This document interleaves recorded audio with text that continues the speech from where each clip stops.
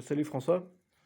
Bonjour à tous, bonjour ou bonsoir, ça dépend à l'heure à laquelle vous nous regardez, car vous êtes maintenant de plus en plus nombreux à regarder les chaînes SOA RTSH. Je voulais parler d'un film euh, qui s'appelle Détraqué, qui est en cours de finition. Les bandes annonces sont déjà disponibles sur les réseaux sociaux Facebook, Instagram, IGTV et TikTok. Et si je fais cette vidéo, c'est qu'on me pose des questions en fait sur quels sont les enjeux, pourquoi ce film se passe dans telle et telle période. Alors Et tu peux nous parler un petit peu des détraqués, s'il te plaît? oui, Détraqué, voilà. Le film s'appelle Détraqué. Mhm. C'est un film policier qui se passe dans les années 90, qui traite d'un fait divers qui euh, n'a pas eu lieu, hein, c'est pas tiré d'une histoire vraie, donc c'est totalement de la fiction. Et en plus de ça, c'est un film dont le tournage a commencé en 2018. Donc il est modelé, on va dire, pour rajouter des scènes maintenant, pour pouvoir donner un rendu cohérent, parce qu'il manquait plein de scènes. En 2018, on n'a pas réussi à tout finir, à tout faire. Donc le film sera modelé autrement et aura une autre trame et limite un autre scénario que ce qui était attendu au départ. Parce que j'attendais au départ. Mais ça va être bien. Et Voilà. pourquoi ça se passe en 1990? En fait, ça se passe sur plusieurs années. Ça se passe en 94, en 95 et en 97. Pourquoi? Parce que moi, je suis quelqu'un de très vintage. J'adore les années 90 et je m'habille d'ailleurs hein, comme dans les années 90. Je ne suis pas du tout quelqu'un de moderne.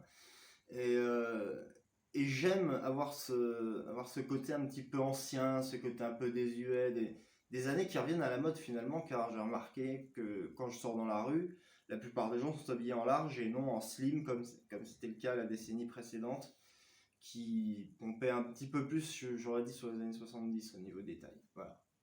Donc, comme je vois que la mode 90 revient, je me suis dit, bon, allez, je suis sur la vibe 90. Et même en 2017, quand j'ai sorti mon premier film Tueur Trouble, on n'était pas encore sur la même vibe des années 90. On m'a souvent traité de ringard, on m'a dit que ce que je faisais, c'était merdique parce que c'était trop ancien, que ça faisait pas assez moderne et tout. Mais bon, en ce moment, la mode enfin, tout ce qui est vintage revient à la mode, donc c'est parfait. Voilà.